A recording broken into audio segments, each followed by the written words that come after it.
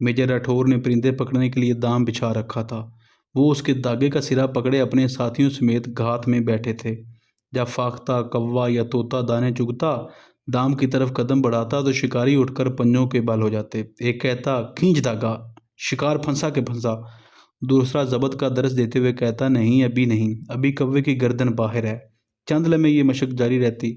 आखिर इस गात पार्टी का सरपंच अचानक फैसला देता, खींच धागा, और धागा खींचते ही होशियार कौवा उड़ जाता और बेजरड़ फाख्ता गिरफ्तार हो जाती। गात में बैठी सारी टोली दौड़कर दाम के पास पहुंचती और अपनी कामयाबी पर खुशी मनाती। मैं हैरान था कि असीराने दाम दूसरों को तय दाम लाने के लिए क्यों कोशा हैं। पता चला कि वो उन परिंदों से पैगाम रसानी का काम लेना चाहते हैं। कोई रुक्का या खत लिखकर फाख्ता, कव्वे, कबूतर या तोते के पंजे के साथ बांध देते हैं और फिर उसे शहर की तरफ परवाज के लिए छोड़ देते हैं। पैगाम में असीरों की तरफ से आगरा के मुसलमानों के लिए नेक तमन्नाओं और खैर सगाली के जज्बात का इजहार होता था। कैप्टन जमशेद ने मेजर राठौर की निस्बत पैगाम रसानी का अनोखा और सोहल तरीका ईजाद किया था। वो लंगर से छीछड़े लेकर उनके साथ कोई पैगाम नत्थी करके सेहन में फेंक देते। जूं ही कोई कौवा या चील झपट कर उसे उठाती, वो उसे डरा धमका कर जेल की हदूद से बाहर प्रवास करने पर मजबूर कर देते, और यूं ये परिंदा छीछड़े के लालच में पैगाम रसानी का काम अंजाम देता। लेफ्टिनेंट फ़रक और सेकंड लेफ्टिनेंट नईम ने अखबारी कागज़ लई से जोड़कर पतंग बना ली थी और उस पर मेड इन आगरा जेल लिखते। उसके साथ कोई संदेशा मुंसलिक करते और हवा में उड़ा देते। पतंग हवा के समंदर में तैरती कहीं की कहीं जा पहुंचती। ख्याल था ये पैगामात अहले आगरा के लिए सुरमा बसीरत साबित होंगे। ये मशागल बज़ाहिर ला यानी नज़र आते, लेकिन दर हकीकत एक गहरी ज़हनी कैफियत की अक्कासी करते थे। ये बैरूनी दुनिया से राब्ते की दबी दबी ख्वाहिश का लाशऊरी इज़हार था। जब परवाज़ ख्वाब हो गई और बालो पुर ख्याल, तो लाशऊर ज़हन फ़रार की नई राहें तलाश कर लेता है। फ़रार की ये लाशऊरी ख्वाहिश दर हकीकत उन पाबंदियों का रद्दअमल था जो गुज़िश्ता एक साल में सख्त से सख्त तर हो गई थी।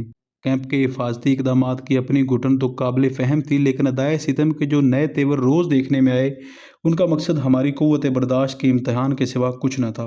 मसलन हर हफ्ते बैरक की तलाशी होती, एक एक चीज़ गाली जाती, पानी के मटके और पाउडर के डब्बे तक खाली करा दिए जाते। हाथ की लिखी हुई कोई तहरीर नज़र आ जाती तो बहक़ सरकार ज़ब्त कर ली जाती। PW की छाप के बगैर कोई चीथड़ा मिल जाता तो फ़ौरन कुर्क कर लिया जाता। PW की छाप के मुतल्लिक़ सख्तियाँ इस हद तक बढ़ी कि तमाम छोटी मोटी अशिया पर यह छाप लगा दी गई। क्या कंबल, क्या दरी, क्या जर्सी, क्या बुनियान, क्या टोपी, क्या रुमाल, हर शय PW की जद में आ गई। उससे तंग आकर बाज़ अहले जुनून ने सरकारी वर्दी पर आगे पीछे जली हरूफ में यरगमाल और बाकी सारे हिस्से पर PW लिख दिया। यहाँ तक कि एक रोज़ एक सफ़ेद बिल्ली अपने 3 कमसन बच्चों समेत तलाश मुआश में जेल आ पहुँची तो यारों ने उस सफ़ेद पोश कुनबे पर भी PW का ठप्पा लगा दिया। लेकिन एहतजाज के ये नरमो नाजुक अंदाज भारत के मर्द नादां, जन्ने नादां भी शामिल समझिए, पर बेअसर साबित हुए। आप इसे मुबालगा समझेंगे, लेकिन है ये हकीकत कि खुलकर हंसने, रोने या गाने पर भी पाबंदी थी। नाला हाय सहर गाही की तासीर के मुतल्लिक़ तो कहा जा सकता है कि उन्हें डर है कि मेरे नालों से शक ना हो संगे आस्ताना, लेकिन खुलकर हंसने या गाने पर पाबंदी समझ में नहीं आई। शायद इस पाबंदी की वजह यह थी कि तंग दिल शख्स जिस चीज़ से खुद महरूम हो, उससे दूसरों को लुत्फ़ अंदोज़ होते नहीं देख सकता, या वो हमारी ज़िंदगी से मुस्कुराहटों और कहकों के चिराग हमेशा के लिए गुल करने के दर पे था। ऐसी ही नित नई पाबंदियों ने अक्सर अहबाब की ज़िंदा दिली को मुतासर कर दिया था।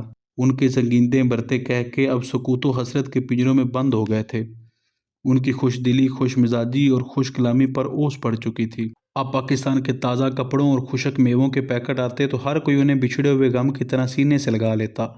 कोई शोरो गुल मचाता, ना कोई हंगामा बर्पा करता। इसी तरह जब हफ्तों खत ना आते तो कोई नाला और शेवन, कोई फरियादो एहतजाज, सकूत कैद खाना की तजियाँ ना उड़ाता। यूँ मालूम होता हर कोई अब बेनियाज बहारो ख़ुज़ा दिन काटने को तैयार है। पिछले साल जो लोग नाराबाजी और कहका जनी के तुफैल कैंप में नाम पैदा कर चुके थे, उन्हें मैंने गुदगुदी की तो कहने लगे, पिछले साल की बात पिछले साल के साथ ख़त्म हुई। अब लोगों की कुव्वत बर्दाश्त पहले की सी नहीं। अब तरबियत में इज़्तिरार, घुटन और चिड़चिड़ापन पैदा हो चला है। अब किसी से मजाक करते हुए डर लगता है, पता नहीं वो खुल्लत देगा या दुश्नाम। उनका तजिया बिल्कुल दुरुस्त था। असीरी ने आहिस्ता आहिस्ता अपना रंग दिखाना शुरू कर दिया था, लेकिन उसके बावजूद मैंने जिस किसी से पूछा, यार बुझ क्यों गए हो, क्या असीरी का बोझ भारी लग रहा है, तो वो सीना तान कर जवाब देता, नहीं ऐसी बात तो नहीं, मैं तो बिल्कुल पिछले साल की तरह हूँ। मैं कौमी मफाद की कुर्बानी देकर रिहा नहीं होना चाहता। बिल्कुल बिल्कुल, वो जितना अरसा चाहे रख लें, क्या फ़र्क पड़ता है। سوزو دروں سے جل بجھوں لیکن دھواں نہ ہو، ہے درد دل کی شرط کہ لب پہ فغاں نہ ہو۔ یہ جذبہ حب الوطن کا کرشمہ تھا کہ یاس و اضطرار کی سنگلاخ زمین سے بھی صبر و استقلال کے چشمے ابلتے تھے، ورنہ یہ اٹل حقیقت اپنی جگہ موجود تھی کہ اسیری نے اب کئی چہروں کی لو مدم کر دی تھی اور بزم چراغاں کے کئی طاق ویراں ہو گئے تھے۔ بزم رائی کے شوقین اب گوشہ تنہائی تلاش کرنے لگے تھے۔ ہر کوئی میں وہ چھوٹی سی دنیا کے آب ولایت ہوں کی تصویر بنا کبھی درخت کے نیچے، کبھی غسل خانے کے پیچھے، کبھی لنگر کی اوٹ میں، کبھی مسجد کے محراب میں پناہ ڈھونڈتا پھرتا۔ اس جمود اور سناٹے کو توڑنے کے لیے پچھلے سال کی طرح ہم نے اس بار بھی محفل موسیقی ترتیب دی جس میں سبھی شریک ہوئے۔ مٹکے کا ڈول اور بالٹی کا طبلہ بھی بنا، پلیٹ سے پلیٹ بھی ٹکرائی اور چمچ نے مضراب کا کام بھی کیا، لیکن ہر ساز سے جو راگ اٹھا وہ راگ کم اور دکھتے ہوئے دل کی دہائی زیادہ معلوم ہوا۔ مغنی نے سر اٹھایا تو لے نالے میں بدل گئی۔ بالآخر محفل موسیقی نوح خوانی میں ڈوب کر دم توڑ گئی اور لوگ پھر تنہائیوں کے غار میں کھو گئے۔ بظاہر اب بھی گزشتہ سال والے مشاغل، تاش، شطرنج، مطالعہ، سلائی وغیرہ جاری تھے، لیکن ان پیکروں کی روح بدل چکی تھی۔ مثلاً اب مطالعے کے بعد تبادلہ خیال سے استفادے کی بجائے بحث و تمہیز کی صورت پیدا ہو جاتی۔ مذہبی کتابوں کا ایک ٹکڑا کہتا، یہاں ہمارا قیام اختیاری نہیں، اس لیے ہم پر قصر واجب ہے، چنانچہ ہمیں نہ پوری نماز پڑھنی چاہیے، نہ جمعہ نہ تراویح۔ دوسرا کہتا، مذہبی احکام کی یہ سراسر غلط توضیح ہے، جب ہمیں پتہ ہے کہ ہمارا قیام یہاں 2 ہفتے سے زیادہ ہے تو ہم سفر کی حالت میں کیسے ہوئے؟ یقیناً ہمیں پوری نماز پڑھنی چاہیے۔ پہلا قیدی اپنے موقف کی سر عام تردید سے چڑ کر کہتا، آپ کو مذہب کا کیا پتہ، یہاں آ کر ایک تفسیر پڑھ لی اور چلے فتویٰ دینے۔ دوسرا جوابی حملہ کرتا، میں نے آپ سے زیادہ مذہبی کتابیں پڑھی ہیں اور وہ بھی جیل میں آ کر نہیں، سکول میں، کالج میں، گھر پر۔ یہ بحث یوں ہی جاری رہتی۔ اس طرح ملٹری ہسٹری کے طالب علم آپس میں الجھ جاتے۔ ایک کہتا، ہٹلر کو انگلینڈ پر حملہ کرنے سے پہلے اپنا رائٹ فلینک محفوظ کر لینا چاہیے تھا۔ دوسرا کہتا، ہٹلر کی اسٹریٹجی درست تھی، اگر وہ انگلستان فتح کرنے پر اپنے وسائل خرچ کر ڈالتا تو روس اسے تارنے والا سمجھ کر ہڑپ کر ڈالتا۔ پہلا پھر پینترا بدل کر وار کرتا، آپ غلط کہتے ہیں، آپ ایف سی فلر کی ایک کتاب پڑھ کر اپنے آپ کو جنگ عظیم پر اتھارٹی سمجھنے لگے ہیں۔ دوسرا بات کاٹ کر جوابی وار کرتا، فلر کی کتاب پر اکتفا کرنے والے آپ ہیں، میں نے لیڈل ہارٹ کی تمام کتابوں کے علاوہ ونسٹن چرچل کا پورا سیٹ پڑھا ہے، ٹھیک ہے، لیکن آپ نے چسٹر ولمارٹ کی کتاب اسٹرگل فار یورپ نہیں پڑھی، اور اس کتاب کے بغیر یورپ میں جنگ عظیم کے سیاسی پہلو سمجھ میں نہیں آ سکتے۔ یہ بحث بھی اپنی اپنی جگہ لمحہ بلمحہ جوان ہوتی جاتی۔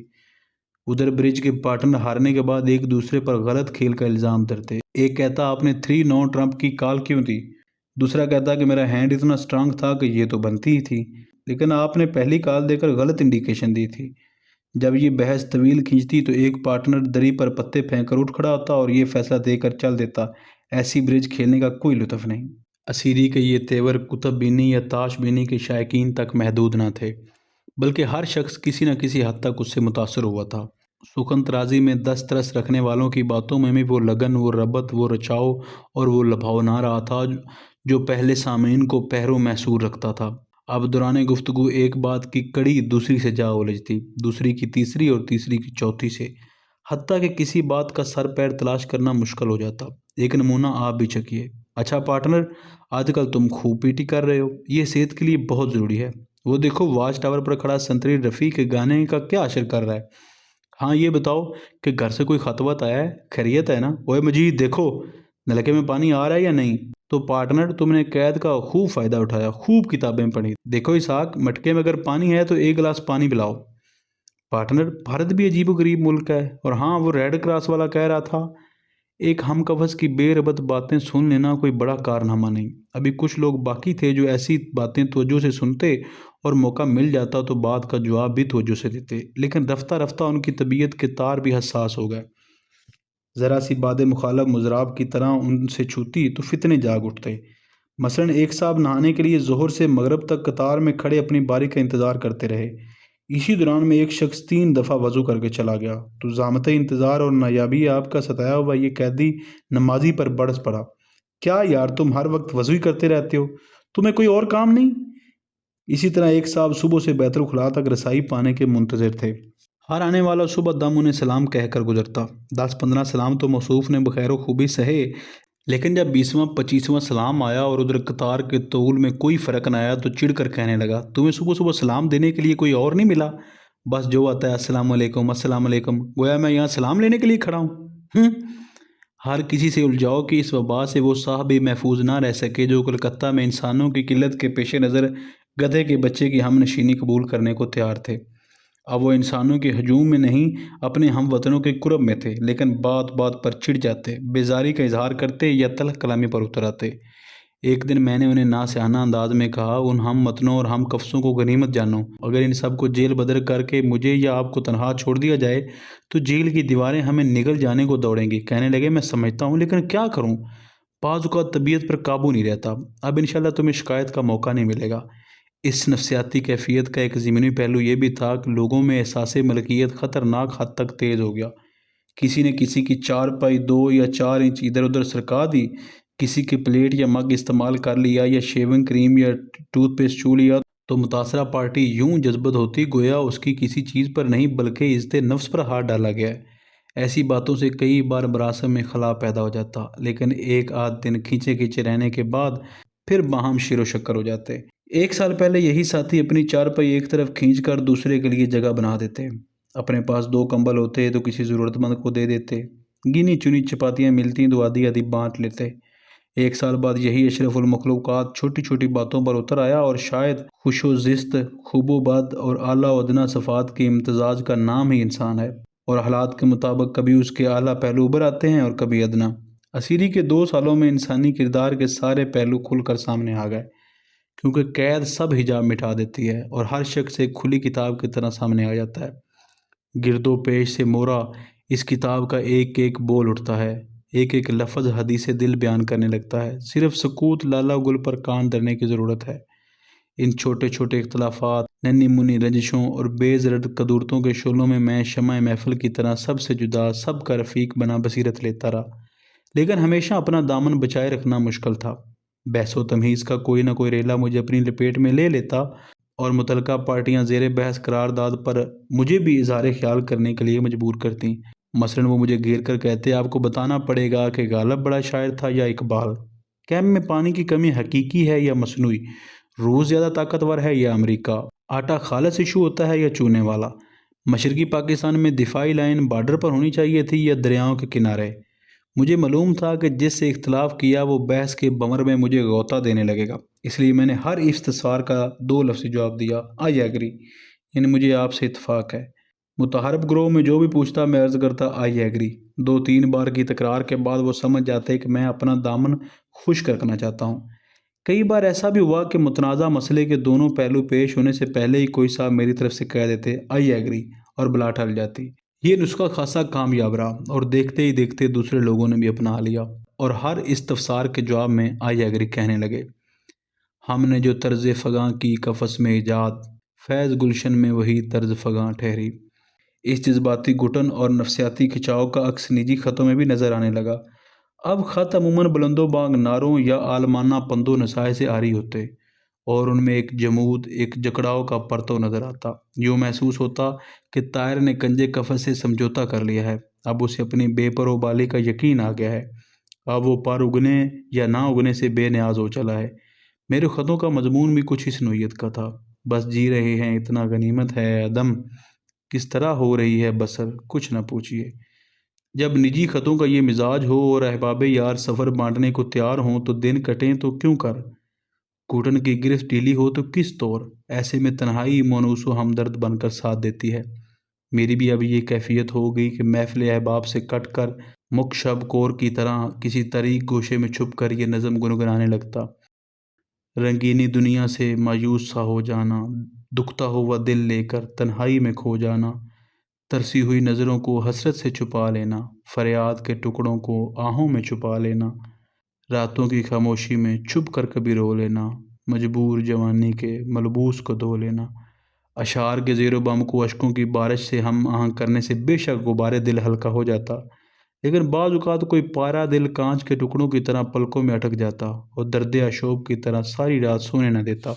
इस इज़्तिराबी कैफियत में एक बार फिर मैंने मज़हब में पनाह ढूंढी। मैं रात की खामोशी में तरीकी में लंबा लंबा क़याम करता, गहरे गहरे सजदे देता, ऊंची ऊंची दुआएं मांगता, कभी सजदे में गिरकर मांगता, कभी हाथों का कासा गदाई बनाकर मांगता और कभी दस्ते सवाल हवा में फैलाकर मांगता। مانگتے مانگتے کبھی سر گریباں کی طرف جھک جاتا اور کبھی منہ آسمان کی طرف اٹھ جاتا۔ بعض اوقات اپنی دعاؤں کی نارسائی کا الزام اپنے بار اسیاں کو دیتا اور کبھی باب قبول بند ہونے کی شکایت کرتا، کبھی اپنی خامکاری کو مورد الزام ٹھہراتا اور کبھی بے نیاز دعا ہے رب کریم کا گستاخانہ گلہ کرتا۔ اس عبادت کا روحانی پہلو کچھ بھی ہو، نفسیاتی طور پر یہ کاروبار بہت مفید ثابت ہوتا۔ وسوسوں کے بادل چھٹ جاتے اور زندگی کے پہیے کو دھکا دینے کا ایک نیا عزم پیدا ہو جاتا۔ مذہب کے علاوہ صبر و سکون کا ایک سرچشمہ یہ حسین تصور تھا کہ ایک نہ ایک دن ہم ضرور ارض پاکستان پر قدم رکھیں گے، جہاں وطن کا ہر فرد، ہر شجر، ہر قریہ اور ہر قریے کا ہر ذرہ ہمیں سر آنکھوں پر بٹھائے گا۔ مجھے اس منجدار میں اکثر سونی کی مثال یاد آ جاتی جو دریائے چناب کی بکھری ہوئی لہروں سے صرف اس لیے نبرد ازماں رہتی کہ دریا کے اس پار اس کا مہیوال اس کا منتظر ہوگا۔ گویا جو چیز اسے ڈوبنے سے بچائے رکھتی وہ گھڑا نہیں بلکہ مہیوال کا تصور اور جذبہ وصل تھا۔ مجھے بھی پتہ تھا کہ سرحد کے اس پار ایک مہیوال نہیں بلکہ ہزاروں لاکھوں عشاقیں منتظر رہا ہوں گے۔ ان سے وصل کی گھڑی آئے گی اور ضرور آئے گی۔ میں نے انہی خوابوں کی اوٹ میں چراغی امید کو اسیری کی تند و تیز ہواؤں سے بچائے رکھا اور آخری وقت تک اس کی لو مدھم نہ ہونے دی۔